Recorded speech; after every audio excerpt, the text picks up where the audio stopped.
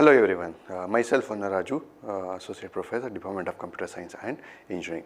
So in this video I am going to explain you about the concepts of computer programming languages, different computer programming languages and advantage and disadvantage of each computer language, and finally I will give a brief overview of the basic structure of C programming. So programming language, the language which is used for communicating with the computer. So normally human can interact with another person through different languages. Example, two persons may interact with Kannada language, or two persons may interact with Telugu, or two persons may interact with English and other languages. So similarly, if you want to give an instruction to the computer, you must know what type of instruction you are giving and what manner you are giving the instruction to the computer. So whatever the instructions you give to the computer, that should be understood by the computer. So like that we use a language, means computer language, to interact with a computer. So here we interact with computer through providing an instruction. The instruction means a statement or code we give to the computer to perform certain operations. Example, you want to perform some arithmetic operation, so you need to give an instruction to the computer to perform arithmetic operation. Example, addition of two numbers, subtraction of two numbers, multiplication of two numbers, or calculating of area of circle, calculate area of triangle, find a square root, or find a simple interest. So if you want to perform any operations, you need to give instruction to the computer. So straight away we cannot give instruction to the computer. So we need to follow some rules, syntax rules, to write a instruction to the computer. So there are different languages are available to give instruction to the computer or interact with the computer. So like human languages, a computer also has large number of programming languages to interact with computer. In computer language, the languages are divided into three categories. Means to interact with computer, we can use three form of languages. Computer languages are divided into three types. One is machine level language,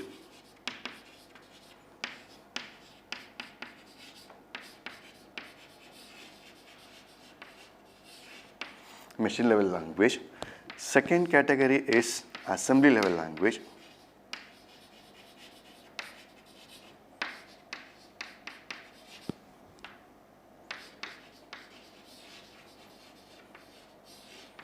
Assembly level language, and the third category is high level language.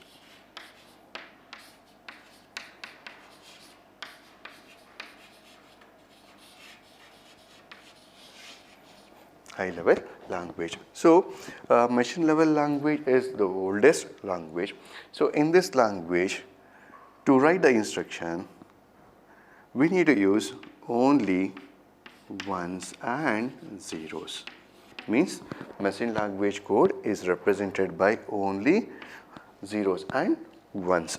So this language is also called as native language.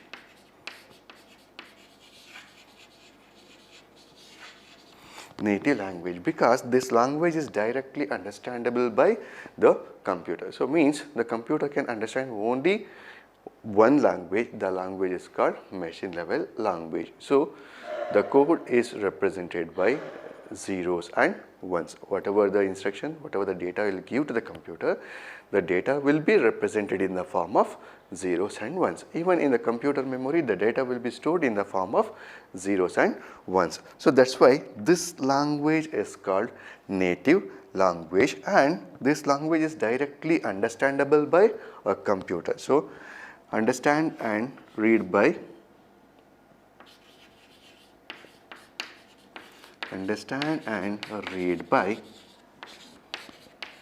CPU directly. So this language can easily understandable by CPU and it will execute directly.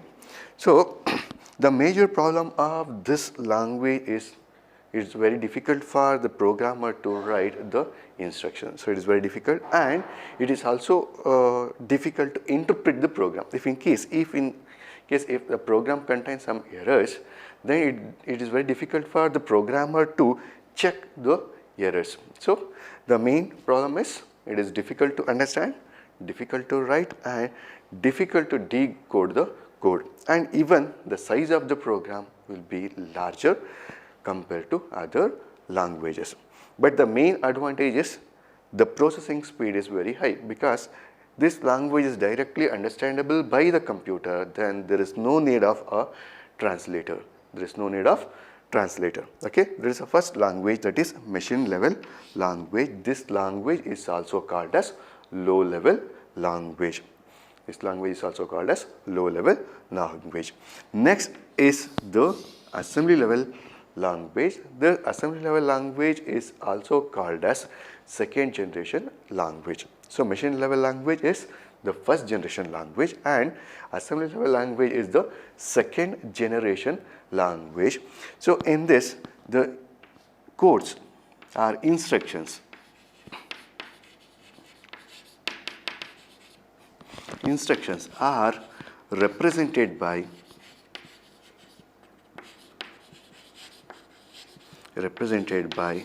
symbolic words. Symbolic words. Example: add ax comma bx. So here the add word indicates the function of addition. Addition of the value which is present in ax and the value which is present in bx. So here we need to represent the codes in the form of mnemonic words or symbolic words. So the advantage of this language is compared to machine level language, this language can be easily understandable by the programmer. This language is easily understandable by the programmer, but the problem is you need to convert this symbolic codes into machine level code or object code. This symbolic codes needs to be converted into object or machine level code. So in order to convert the assembly language code into machine level language code, we need a tool. The tool is called assembler. Assembler. The function of assembler is to convert assembly language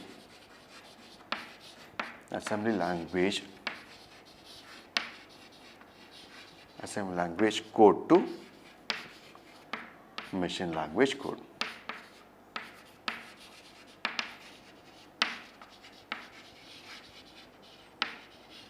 Machine language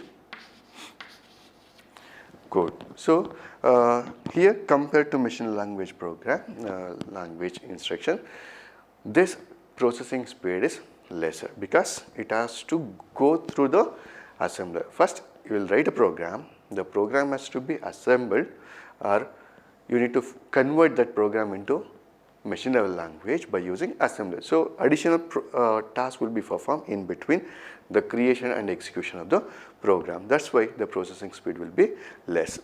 So another disadvantage of this is only less number of codes are available in assembly level language program. So one of the major problem in this two approaches, means machine level language program and assembly level language program, is machine dependent. If you write a program in one machine, the programs cannot be executed by other machine. So example, you are creating a program in one machine, example machine A. The program can execute only within machine A. The program cannot be executed in machine B. So this is called platform dependent. So you need to execute the program in same system. You cannot execute the program in another system. So that is the main problem of machine level language program and assembly level language program. So here compared to machine level language program, assembly language program is simpler to read, simpler to understand, and simpler to write, but the processing speed is list. So next language is the high level language. This is also called as third generation language. This language is like a human English language. So the instruction is given in the form of English statement. So the main advantage of high level languages, the program can be easily understandable and you can easily interpret, you can easily modify, and you can easily debug errors in the program. But the problem is, again, you need a converter. In order to convert from high level language to machine level language, you need a converter. For the machine level language, there is no need of converter. For the assembly level language, you need an assembler to convert assembly language instruction to machine level language instructions. But in high level language, you need a tool for converting high level language to machine level language. So normally we use two tools. One is compiler and second one is interpreter.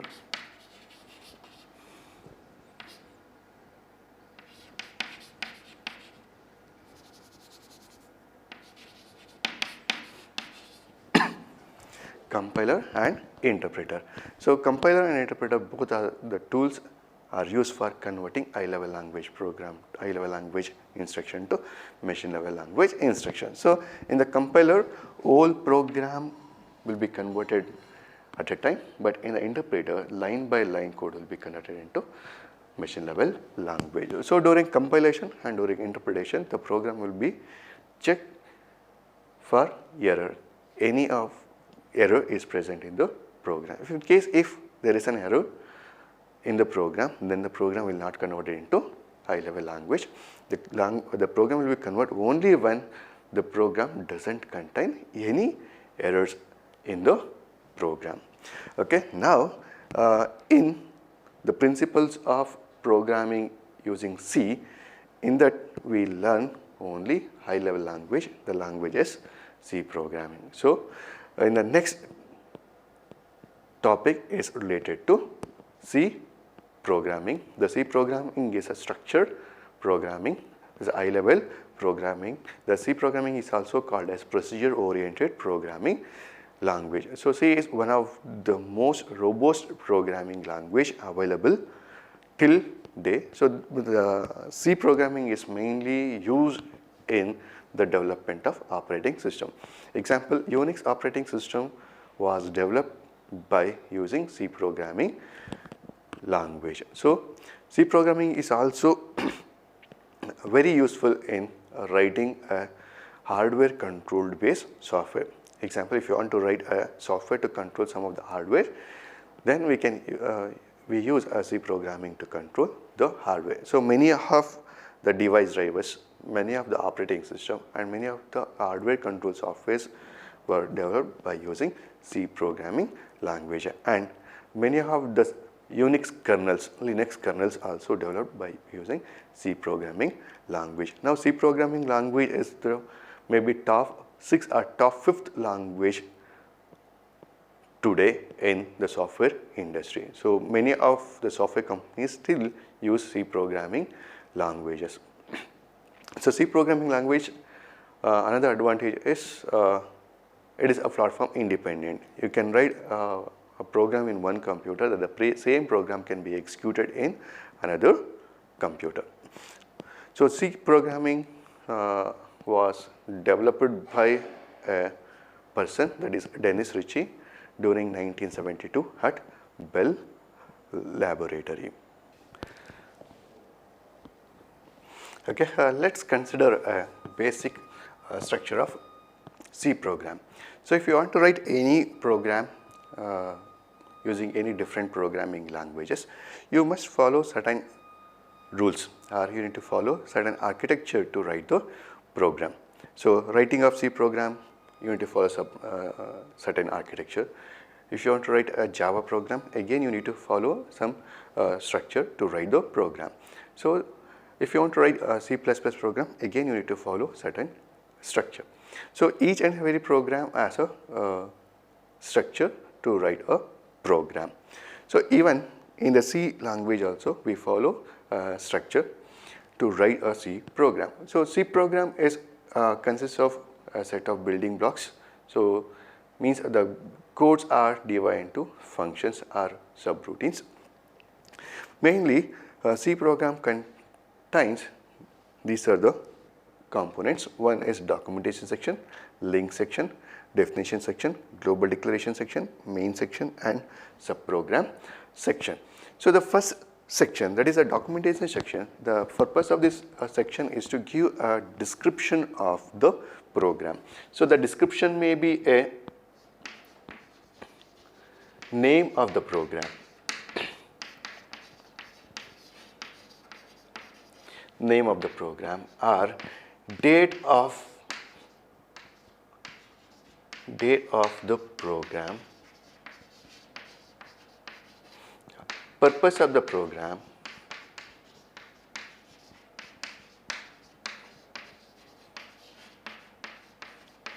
purpose of the program, or author of the program, author of the program,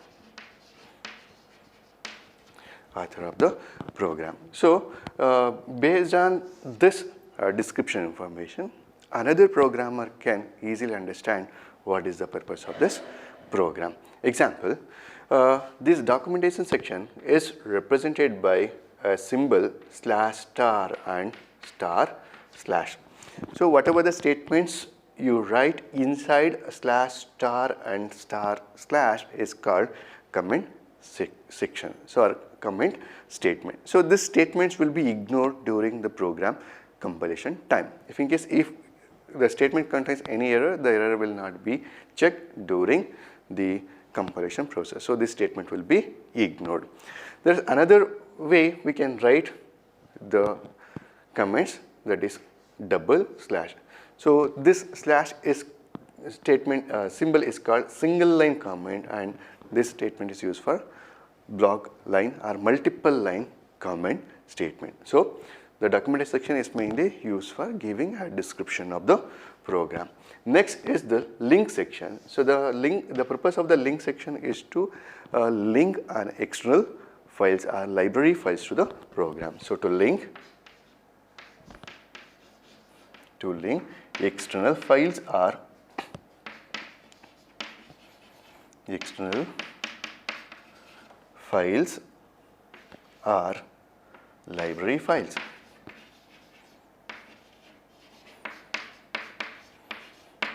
Library files. So when we're linking the statement or we're linking the files, we use a directive called #include.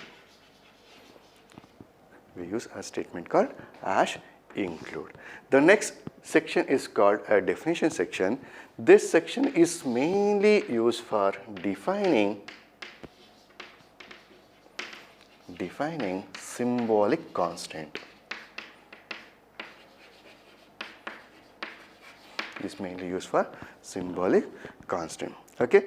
Next section is a global declaration section. Sometimes we write a program by using the concept of subprogramming or function. So the program may contain more than one user-defined function. Sometimes it requires to access, or sometimes we need to share variables in all the user-defined function. Then we declare variables in global declaration section. So whatever the variables you declare in the global declaration section, that variables can be accessed by the user-defined function. So this mainly used for declaring variables in the global declaration section. The next section is the main section. So this is an important section because in C programming the execution starts from the main section.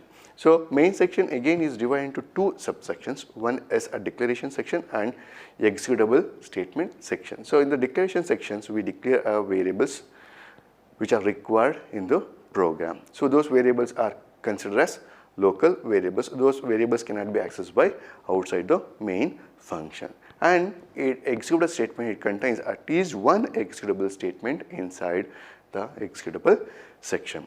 Next, the last section is the subprogram section or subroutine section. So here whatever the user defined functions you have written, that will be written after the main function. So these functions can be accessed within the main function. Example, if you are writing a function for calculating the area of circle, then that function can be accessed within the main function. So all the functions should be written after the main function. Those functions can be invoked inside the main function. So these are the different sections of C programming. So here some of the sections are optional during writing the program. Example, if you are not using any global variables, this section is not necessary. Then documentation section, it is also optional. If you want, you can give a description of the program, otherwise it is not necessary. Then a link section, so based on the program, based on the functions you are using, this section is required. Example, if you are using a printf and scanf statement, then you need to mention hash include statement to include stdio.h. Then definition section is also optional. If in case if you are not defining any symbolic constraint, then this section is not necessary. Then again, global declaration section is also not necessary, but every main program must contain at least one main function. So the program execution starts from the main function. Then last one is subprogram. If you are writing a simple program, then no need of user defined function. So only when you are writing a complex program, then only we can write a program by writing subroutines or sub functions. Okay, now let's consider a program to illustrate the basic structure of C program. Okay, let's consider a program. The program is find a area of circle. So the purpose of the program is program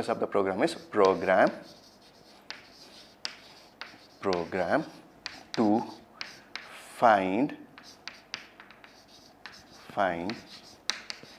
area of circle.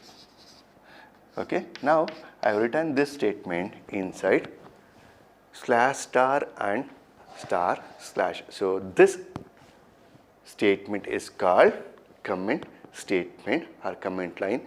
This statement is called as documentation section statement. So this statement will be ignored during the program compilation. Next is the link section. So in the program, I am going to use two functions, that is scanf statement and printf statement. So in order to use scanf and printf statement, you need to include an header file. The file is called stdio.h.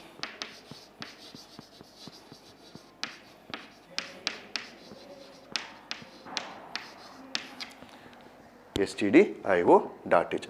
So std stands for standard, I stands for input, and O stands for output. Include standard input output file. Next is the definition section. So here I'll create one variable. Variable means the constant variable, that is pi. So in order to define a symbolic constant, I'll use one more directive called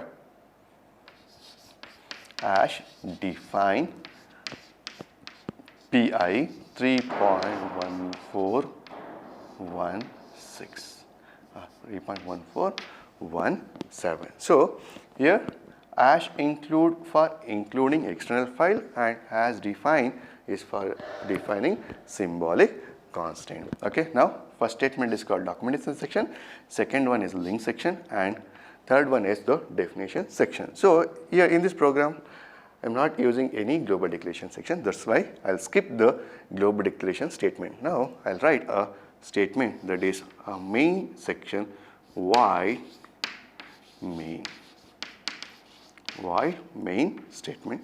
So after writing main, immediately we need to write a bracket. So this indicates the beginning of the main section. Next, here I'll define a variables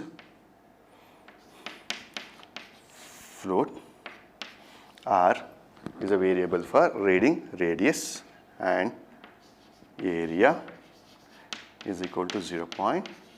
This variable for calculating area of circle. Now I need to get a value from the user, that is printf, enter the value for r, means radius val. Next, scanf percentage f. So this variable is a float variable, so that's why I include specify float address of r. Next, after reading the value, now we can calculate area circle. So the formula for area of circle is pi r square. So pi r square can be written as pi into r into r. Next, after calculating the value or area, I will print the result. Printf area of circle is equal to percentage f slash n close, next area, then close bracket. So now in this program, this statement is called declaration statement. Declaration statement, which is present in declaration section. All the remaining statements are called executable statement. Executable statement. Executable statement. So this operator indicates end of the C program. So there is a beginning of C program. Beginning of C program and ending of C program. So as soon as you start executing the program, the execution starts from the main section. So here we are using a word called void. Void indicates the function is not returning anything. So the main function is not returning anything. So here R is considered as variable and area is also considered as variable. The statement printf is used for printing a statement on the computer monitor, and scanf is a statement which is used for reading a value from the keyboard. So here we are reading one value, the value is assigned to the variable r. After that we are performing area of circle, that is area is equal to pi into r into r. So r into r represent r squared. Okay, this is a simple example of basic structure of C programming. Okay, just now I explained about the basic structure of C program. So once you know the basic structure of C program, next how you can execute the C program. So in order to execute C program, we follow some of the steps. Here to execute C program, we follow 4 steps. One is creating the program, second one is compiling the program, link the program with our functions that are needed from the C library, then executing the C program. So first, when you're creating the C program, we can use editors. So the executing a C program in Linux environment is different and DOS environment is different. So let's consider if you are executing a C program in Linux environment, then we can use a command. If you are using Linux main, there we can use a command called Fluma. Fluma is a text editor. This editor can be used for writing a C program. That is Fluma, then program name,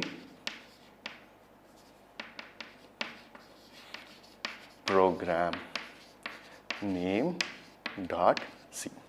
Program name dot C. So when you're writing a C program, when you're giving a name, the name must end with dot C extension. The program name must end with dot C extension. So dot C indicates this program belongs to C program. So when you're giving a name, the name must represent the purpose of the program.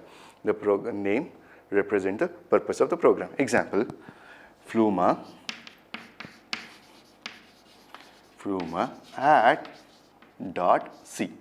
So here add indicates the purpose of this program is to add 2 numbers, add 3 numbers, or add 2 matrix. So the name must indicate the purpose of the program. So after writing the program, next step is the compiling program. So I already mentioned during language, the computer can understand only one language, that is the machine level language or low level language. So in order to understand by the computer, the program has to convert into machine level language. So the function of the compiler is to convert C program into machine level language program or object program. So the main function of the compiler is to compile the program and convert the program into machine level language program. So during compilation process, it will check for the correctness. So either it may be a syntax error or semantic error. It will check for syntax error. If there is any error in the program, if there is any mistake in the program, then the program will not compile. Then the compiler give information regarding type of error by giving a message of the error. So line number of the error, type of error, and other information will be provided by the compiler.